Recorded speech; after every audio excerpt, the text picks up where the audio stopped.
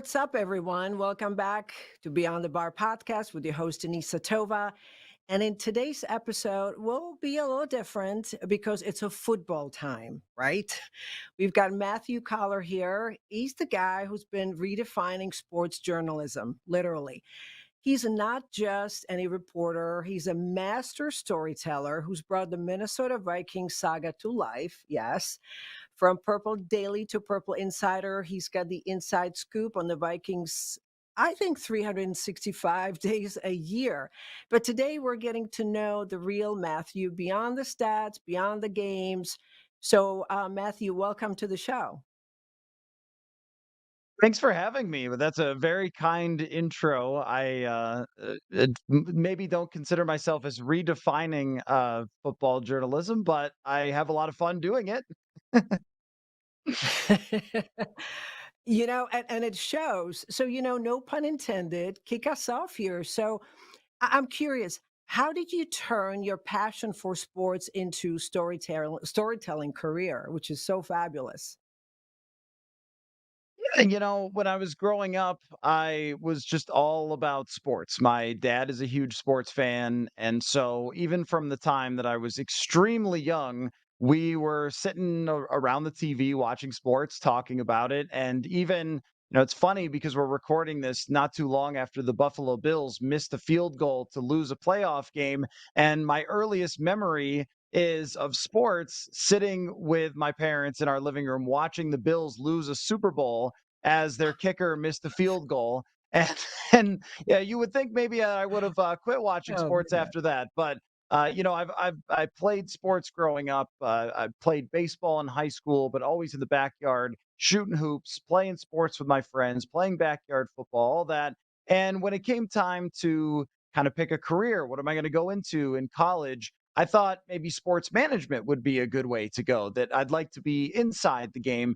And what I found was in those sports management classes that I just wanted to argue with everybody about sports all the time and not pay much attention to the management part. So I switched to journalism, started writing for my school newspaper, and my career kind of took off from there. And I'm sure we can get into the kind of the whole story, but the more that I did it, the more that I wrote, the more that I talked on the air and things like that, the more I enjoyed it. And I wanted to get better and better at it. And I wanted to learn from the people who were the best at it.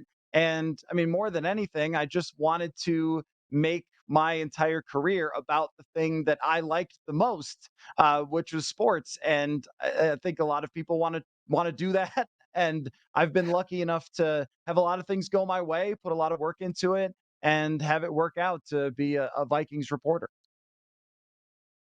And it is amazing because your passion shows, and I've seen your podcast, and I mean, you can go on and on and on. You're very fluid, you're very confident in your delivery, and I really do call it storytelling. This is not reporting, it is not describing event. You can feel the energy. So I really, really respect that. So stepping outside of your sort of football or sports persona, what hobbies or interests that you have that might sort of surprise your fans?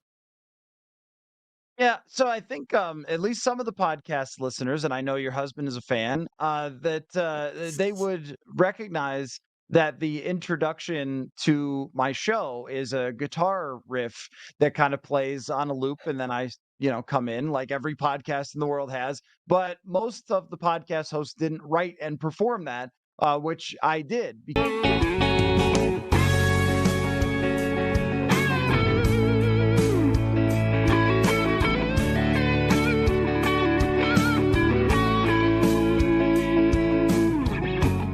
Because I was always interested in sports and wanted to make that into a career. I also grew up playing a lot of music, and again, influenced by my dad. And my aunt was also a music teacher for many years. So I was around a lot of music, always loved it, and picked up the guitar when I was probably 12, 13 years old and started playing and have just continued to play and play. And it's kind of worked in the same way that sports does for me, where I'm always trying to get a little bit better, always kind of competing with myself a little bit. And there's like a competition to it. How good can I get? What's the new thing that I can learn? So that's always worked for me.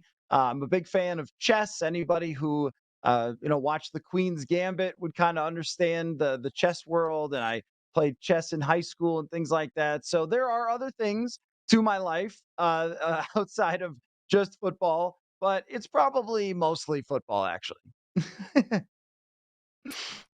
I actually know about another one of your, I wouldn't call it a dirty secret, but here's a little surprise time. Here's to Yes, the yes, fuel yeah. Well, behind. Yeah, yeah. How does Dr. Pepper really spice up your day? What is it about Dr. Peppers? I normally don't drink it, although right now it feels so refreshing. What is it about love for Dr. Pepper? I think the main thing is that when I was growing up, my parents had limitations on how much soda we were allowed to drink.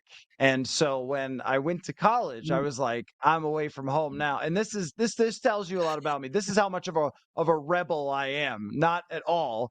Uh, so most people go to college and decide they're going to party when they're away from their family. I was like, I'm going to drink soda now. And so That's I it. started drinking. You're Yeah, badass. I started drinking way too much of regular soda with sugar in it, and that didn't work out very well for the body shape. So then I switched to diet soda, but diet soda doesn't have that great of flavor all the time. And then Yeah. Diet Dr Pepper has the most flavor to it, and it has become a joke on the show to the point where when the Vikings played against the Las Vegas Raiders, I did some shows out there. And a fan of the show brought Diet Dr. Peppers to me to have while I was doing the show. So it's really one of the fun parts of doing the show in general is, well, first of all, I mean, look at us. The people that you meet along the way are so interesting and from so many different Yeah. walks of life, and they get to know you in a way that like you don't expect. Like I'm here to talk football, and yet my life and who I am and my personality, leaks over into the football talk. And so then there are a lot of people who listen who say, like, you're kind of my friend, and I know you really well because I listen to you all the time. And I really enjoy that. So I wish that Diet Dr. Pepper you had was in my hands right now. I know. I'm like, oh, this is not going to be nice. This is going to be a torture. Uh, that's really cool. I love that. Like I said, you were such a badass in college. Um, speaking of meeting a lot of interesting people, I mean, you've met a lot of big names. Who who would you say has been the unexpected source of inspiration on your journey? Yeah, that's a good question. I think that it's, how they say kind of like it takes a village, it takes a village to get somebody from point A to point B in a competitive industry. And this goes for anything. I mean, when you talk to football players and say, who got you here? I mean, they will talk about parents, coaches, Yeah. mentors, teammates. Like nobody gets to the highest level of what they're doing unless they have a lot of people supporting them, and it would take me a long Yeah. time to run through them. But I think for me, there's one big moment, and as far as a mentor goes, I had a college professor who was a longtime sports columnist, and he was in retirement, but doing a couple of classes a week and things like that. And he read something that I wrote in the school newspaper, and just came up to me and said, "Hey, I really like that. Like you're good at this. Like keep Mhm. working at it." And you'd be amazed how far that goes from somebody who's succeeded in their industry to just tell someone who's trying to get there, you're good at this. Believe in yourself, keep working at it. And I now am lucky enough to have interns who have succeeded. I have a former intern who works at PGA.com covering golf. I have another intern that is currently working with the Detroit Lions. So it's really, really cool to see Wow. them succeed. And I always kept that in mind that like somebody said to me, you're good at this, you can do it. And then, there's so many people along the way who have given me opportunities or taken a chance on me. I was in Buffalo when that's where I grew up, and I was kind of struggling a little bit in media there to make any sort of gains or progress. And, the people in Minnesota, they could have hired somebody local to cover their team or anybody else. And they decided to take a shot on me and move me to Minnesota to cover the Mhm. Vikings, which was the best thing that's ever happened to me. So a lot of people have to support you along the way to get you there. But I've always tried to keep that in mind, just how important it is. Even if you think, oh, that person must know how good they are. They might not though. Like they might not have Yeah. that. They might need one more encouraging word to get there. So it's always a good thing to add that in if you can, especially if you're in a position that people are trying to reach. I love that. That is such a powerful message. It's the power of the spoken word. You're right. It's different. Yes, we can assume that everybody knows, but whether the children, your spouse, your friends, your employees, your interns, I love that, and we need to do more of that. And I feel like people like us who have the sort of the public platform and forum. It's nice to put it out there. Using that influence to spread kindness and encouragement. Yeah, that is great, man. I love that. I love that. And look, we all face challenges. Can you think of a personal setback or challenge and how you turned it around? Because something tells me that you did turn it around. Well, I would say that I have been extremely lucky as far as my life and career. There are many, many people who face greater obstacles than I do. And I think in our industry in journalism, that we don't do a good enough job of supporting people and giving opportunities to people who maybe have a harder track than I did. But I would say, for me, the industry in general is just really hard to advance. And you can see why. It's sports. We're talking Yeah. about football. And so the Yeah. people who have jobs, they don't ever leave them because they're great. And when you're trying to make it, there's a lot of like, am I ever going to actually make it? There's a lot of time that goes into just stressing and thinking and worrying about how can I get ahead and how can I make myself stand out among a lot of different people. I mean, when I was first starting in Buffalo, there was a whole host of different people the same age as me who were recently out of college, who were talented, that were all trying to jockey for position at the same radio station that had, maybe five full-time employees. And, you're thinking, how is this ever going to work? And for those lower level people in media, they don't make a whole heck of a lot of money. So even before I Mm. moved to Minnesota, I was only making like $20,000 and then trying to supplement that with anything else that I could find for work to just be able to pay the rent, right? And it took Yeah. 5 years of that, just that battle of, trying to make any sort of progress before I was able to move up the ladder a bit and then get the job in Minnesota, which was much more of a full-time type of position covering the Vikings, which mostly involves, going out to their practice facility, interviewing players, interviewing coaches, going to the games, going to the locker room, and then producing articles, podcasts, and things like that. But it was a long time of sort of wondering how much longer can I really do this? I mean, when your bank account Yeah. is hovering just above zero all the time, and you're thinking like, if my car breaks down or something, how am I going to even pay for this? That's a tough place to be for a long period of time. And again, certainly not Yeah. the biggest challenge that anyone's ever faced. But as far as media careers, a lot of people at that point do decide to go do something else as their career as opposed to sticking with it. And I think the timing of it worked out really well for me because I was at a spot where I was thinking to myself, how much longer can I really do this? Just needing to move out of an apartment and buy a house or just have a life, Yeah. right? And it kind of came at the right time. And I'm coming to you from my house and my studio that I've built and everything else. So now it's worked out. But there was kind of a few moments there where you don't know where is this really going to go. Yeah. A lot of uncertainty and you didn't give up. I mean, here you are. Before we take the football deep dive here, you're married. How would your wife describe you? That's a that's a good question. As a I think curveball. yeah, I think she would describe me as indefatigable. That's a word she might use. She's got a great Oh, vocabulary. I cannot be slowed down. Whether it's from just having an opinion on sports, you mentioned my podcast. Sometimes yep. they'll go, you know, 80 or 90 minutes of just me chatting with Wow. Vikings fans.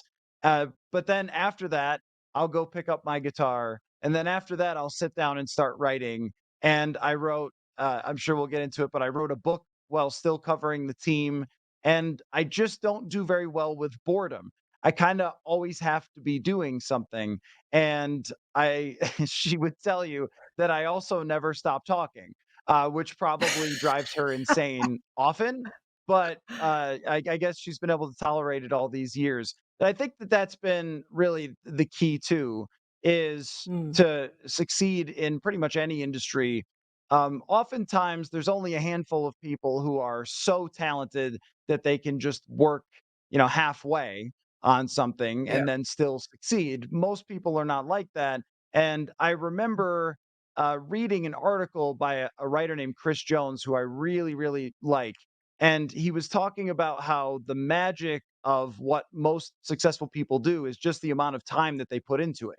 That most Mm, people are not willing, take a football player, most people are not willing to put in the type of work that it takes to prepare for an NFL yeah. game, prepare your body, prepare your mind, understand the playbook. These things are very complicated and take a lot of time. It takes a lot of time to get strong enough to be able to tackle somebody in the NFL. It takes Yeah. a lot of time to work on the details of technique. It takes a lot of time to learn how to be a good writer or a good broadcaster. But I think that having passion for it and also having seemingly endless energy. Maybe that's because Diet Dr. Pepper has so much caffeine in it. Maybe that's what it is. That I know. my bloodstream always just right. It always just has so much caffeine. But I think that a lot of people will think, oh, I'm not talented enough to do that. Well, a lot of Mm, times it isn't. That's not really the determining factor. If you meet a certain baseline of talent for whatever you're trying to do, a lot of times it's how much are you willing to sacrifice in order to do it? Like I mm. don't spend all day on social media or watch a whole lot of television because it takes a lot of time to write these articles and things like that. So to me, those aren't sacrifices, but for some people it might be, right? So I think that's probably how she would describe me, as just kind of unstoppable when it comes to my energy. I actually love that. I love it, and I can relate to it because, I wake up at 4:30 a.m. People go, "Are you crazy?" No, it's my favorite time. The house is quiet, and I get to create, and I'm constantly creating. And people go, "Well, when you're on vacation, why are you working?" It's not work; it's love, a hustle. And I think we're used to define it as, a burnout. Well, I think for people like you and I, is where we have curiosity and interest.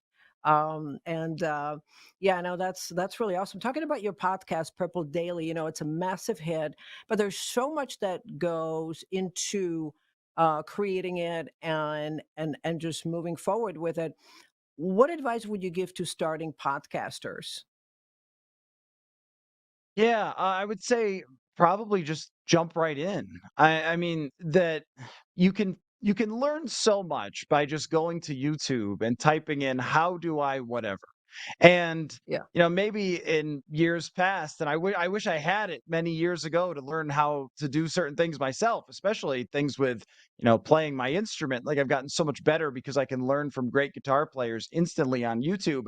But if you go to YouTube and you type in, how do I make my own podcast? There's probably 50,000 videos from content creators who will tell you the exact process. And what you have to know is, again, like there's no magic. Even magic yeah, tricks aren't really magic. They're just some sort of illusion that someone has worked really hard on. It's the same thing with podcasts. Like there's no magic that you're doing here. yeah, It's a process. It's a camera, it's a microphone, it's you working on becoming a broadcaster and figuring out how to be an interviewer and so forth. And then pointing the camera at yourself and having a little self belief and confidence to say, yeah, I can do this. I've got a story to tell just like anybody else. So I think it's understanding that it's not as much of a giant mountain to climb as you think it is. And also, there's, kind of a saying of like, maybe I'll get this backwards, but it's like, don't let perfect be the enemy of good. Is that how it goes? Like, is yeah, your yeah. podcast right? Is the first time you do it, is it going to be as good as mine when I've done 1,000 of them? Of course not. But I had to start with one, and I bet number one, episode one was probably not as good as episode 1,000. So you can't expect yourself to be perfect. You have to forgive yourself for imperfections in podcasting. And a lot of times, too, people who are your listeners who are paying attention to your podcast, they don't expect perfection from you. Imperfection makes you human in a lot of Yeah. ways. So Yes. don't try to edit every mistake out. You just say, "Whoop, I made a mistake." I mean, that's why I like going live on YouTube, because sometimes, one night I lost my voice midway through the podcast, and I was like, "Hold on, everybody, Oh, I wow. just lost my voice. Let me go get a Diet Dr Pepper and see if I could get it back." And the chat was like rooting me on, like, "Come on, you can do it." So I think a lot of So funny. people enjoy the humanity in mistakes and things like that. So I guess that that would be my biggest advice: is just don't be afraid to screw it up, because everybody screws it up.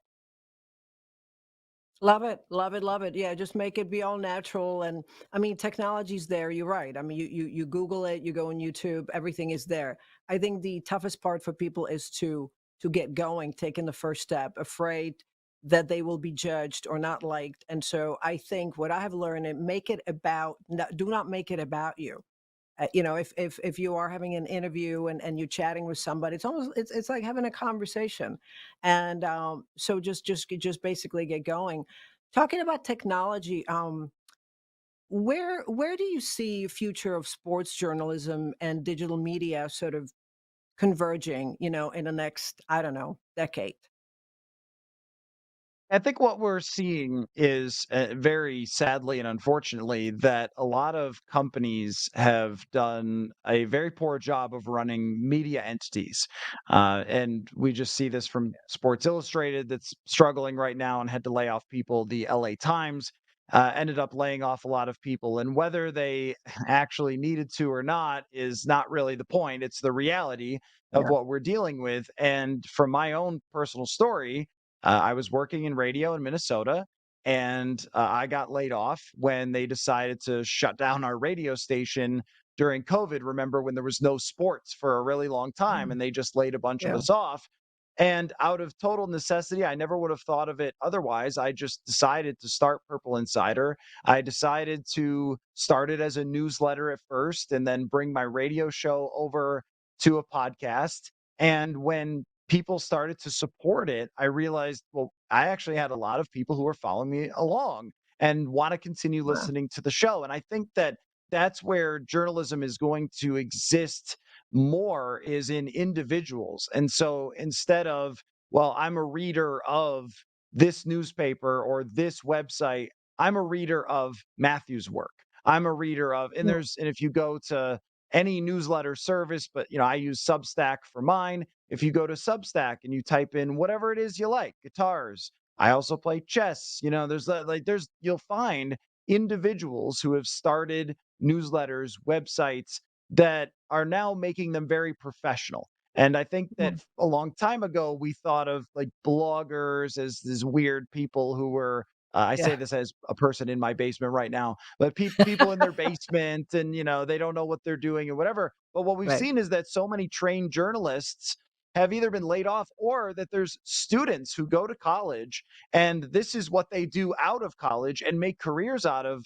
I guess you call it content creation now, but Yeah. you can do original reporting. You can interview people. You can write things with substance. You could tell great stories the same way the LA Times has, only on your own platform. And if it's good, people will flock to it and you can succeed. And I think if you're a person who's in college now, you have to understand how to build those things yourself, because even if you get a job out of college, they may just fire you out of nowhere for nothing that you Yeah. did, and no other reason than whatever the finances are. And you have to be ready, if you want to stay in the industry, to be an entrepreneur and go your own way. And that's not for everybody. There's a lot of things I've had to find out along the way, but I think that that's where we're going to see so much more. We're starting to see it now, but I think so much more of great journalism coming from individuals that kind of own their own companies that basically produce journalism, in the same way that somebody might have their own electrician company or whatever else. That's Yeah. kind of where journalism is going. Yeah, and the social media platforms, I mean, it's free. You can put out unlimited amount of content and put yourself out there. So there are endless opportunities, and the theme really is about just being proactive. and not sitting there waiting for life to happen to you and being reactive. So now to the really exciting part, your latest book, Football is a Numbers Game. Could you break it down for us? Why this fascination with data and analytics in sports? Well, I think number one kind of goes back to when I was talking about liking to debate and argue about sports. And that's one thing that's always a go to in sports is statistics. But when I was early in my career, I was looking for a way to have better arguments than the next person. We talk about that competition and Yes. trying to get an edge. And I was lucky enough, and this also connects to the people who have helped you along the way. I was lucky enough to get to know someone who is really gifted in analytics and math that was a guest on my show and started to get fascinated by kind of the hidden truths behind statistics, right? So, just to give you an example, a quarterback can make a terrible throw that hits somebody right, the defender right in the face mask, and it's not an interception because the guy drops it. Well, it was still Mm, a really bad throw. And I think right. that matters, right? Or you can make a Yeah. great throw and have your wide receiver drop it, and the quarterback did his job entirely. And these little things are everywhere in sports where you're trying to find, well, how good is that player really? What impacted his performance? Was it players around him? Was it coaching? Was it bad luck? Which is, again, Mm, all over sports.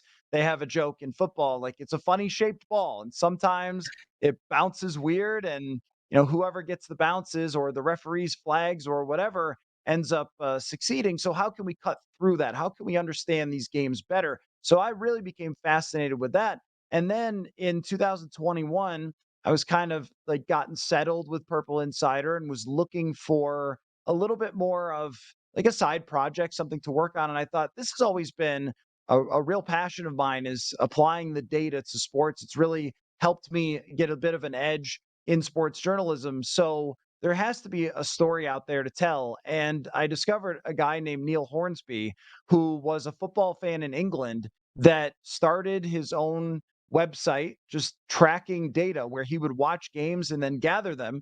And then he convinced some of his friends to do it too. And they thought they were just doing it for, giggles. And then the New York Giants reached out to them and said, "We actually really love your data. Can you give us more of mm. it?" And then decided, all right, wow, an NFL team is paying attention to us. We have to start doing more and more of this. And it eventually built into the most influential sports analytics company that exists in the NFL. So a guy took his sort of random passion. He was maybe the only football fan he knew in England because they're all soccer fans or football over there, Yeah. but soccer. Yeah.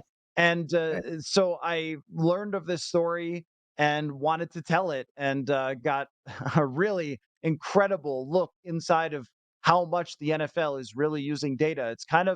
It's thought Wow. of as being like this old barbaric type of sport. And what I discovered is it's the total opposite. It is as cutting edge as it gets in sports. That is amazing. So, how do you feel this data-driven approach? It's changing the game for coaches and players. Yeah, there's so many ways and so many micro ways that it's changing. And I'll give you an example that when the Philadelphia Eagles won the Super Bowl a few years ago, they had their whole game plan all set and they were ready to go play the Super Bowl against the New England Patriots. And their coaching staff said, "I want everybody to look through everything that we have and see if you could find just any other edges, sort of last minute." And one of their coaches looking through the data in this system that Pro Football Focus invented found a little bit of a pocket of the defense of New England, a little bit of a weakness in some of the numbers, and then analyzed the film and thought, you know what? We can actually use this for an edge that, like, against a certain formation in certain situations, against a certain type of scheme, they struggle. And it's very specific. It's ridiculously specific, but it only needed to be one play and that play was the one that they called when they had to score a touchdown to win the Super Bowl. And this is Wow. happening every single week. Yeah, it's crazy. Every single week, this is happening where coaches are going through analyzing data. And it's become, it's always compared to a chess game, but it's kind of taken it to a whole new level where the preparation and I know on paper everything you do. So how can I get an edge on what you do? But then teams also study themselves and their own data and the weaknesses, and it just goes on from there. So it's really amazing, and it goes to so many different levels, even small things like teams risk much more on fourth downs than they ever used to. I think that's become a very like obvious. If you're just watching a game, you'll see a team, okay, it's 4th and 3. Well, they used to punt there 90% of the time. Now, if you punt there, everyone goes, what are you doing? The numbers say you don't punt there. So there's lots of different ways, from the draft to contracts to game plans to players evaluating themselves using data. So it has really exploded in football.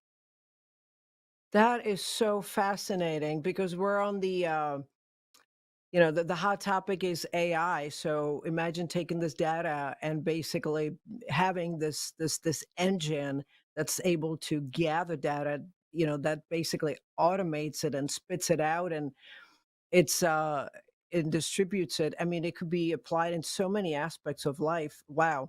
I mean, this is my brain spinning right now in so many directions. So writing this book, kind of bringing it back to you, what have you discovered about yourself in the process of writing this book?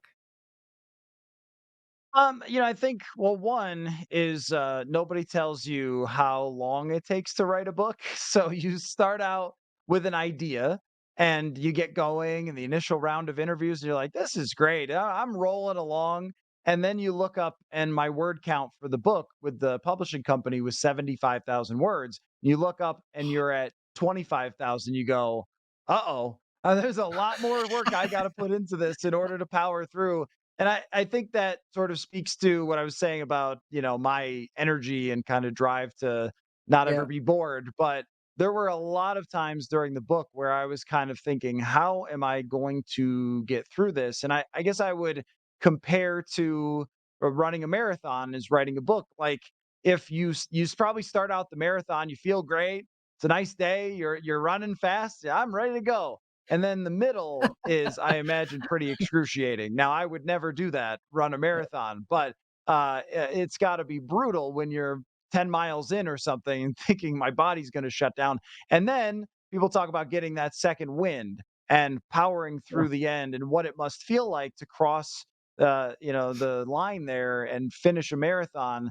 It just must be such a good feeling. And it's kind of the same thing with writing a book, where you think, I'm just going to have to keep pushing and pushing and pushing to finally get there. And I was able to do that. And that was, I think, a really exciting thing when the box of books, the author copies show up. You go, yeah, there was a lot of days where I was sitting staring blankly at my computer thinking, how am I gonna add to this? Where am I gonna go with this? And yet, then at the end of the day, I mean, the story came together, and I was really doing reporting kind of in real time. So there were things developing as I was doing the reporting, which kept on adding layers and layers and layers to what I was doing, that kind of helped me push through and carried me through to the end of the book. And the people who read it will kind of understand what I mean, that things, I was telling a story from the past, but then it was almost like Forrest Gump, where I was telling the story of how we Forrest got Gump, here, and run. then things started happening. I was like, oh, okay, well, now I've got new things to report on. And that became a really great experience. So I got to bring it back to football. The last question here. If you could change one rule in football, what would it be and why? Oh, wow. Yeah, there are some strange rules in football, aren't there? And it's Yeah. funny because the Swifties now are watching football, and I Yeah. think one of the observations from Taylor Swift fans who didn't watch football before is like, what is with these rules? And I totally agree with them that there's a lot of strange ones. But the biggest one for me would probably be as it pertains to instant replay. I know we're never going to get rid of instant replay, and we shouldn't, because it's very, very hard to referee the sport. But I think that there is an answer as far as understanding why calls happened. And so there's a side league Mm. called the XFL, which is basically players who are hoping to get into the NFL. And it's got a TV contract. Some people have watched it before. But one of the things that they experimented with was having the referees who are doing the replay be on camera. and that the audience Hmm. at home could listen to what the referees were saying. And even though that's not technically like a rule change, but I think it would make it so Right. much more clear what the rules are and why. If you could listen to them say, all right, here I see that the guy wasn't down and he fumbled. And that's what I'm seeing as the referee. At least some transparency, I think better understanding Right. of why they call what they call. And I would also like to see when there's a mistake for them to just say it, for the referees to say after the game, we made a mistake. Because the NFL has long had this thing where they just never seem to admit or acknowledge that something went wrong. And it happens. That's life. But for whatever reason, the NFL is against ever saying, yeah, we screwed up that call at the end. So I would probably change that too. Wow, I get oh gosh, I can see you I can totally see you being a GM and continuing on and you have such a great perspective. Matthew, it's been so epic diving into your world today, and thank you so much for bringing your A game and sharing your insights with us. And for everyone tuning in, you got to hit up Matt's website and a YouTube channel that is linked below. You have to grab his book. You won't regret it. It is amazing, and I really thank you so much for sharing your story here with us. Well, I appreciate it. And a huge shout out to your husband, Glenn, who listens to the show and is a Vikings fan. And anybody out there who understands the Vikings knows that it's not easy all the time to be a fan of this football team. So much respect and appreciation to him for following along. Thank you.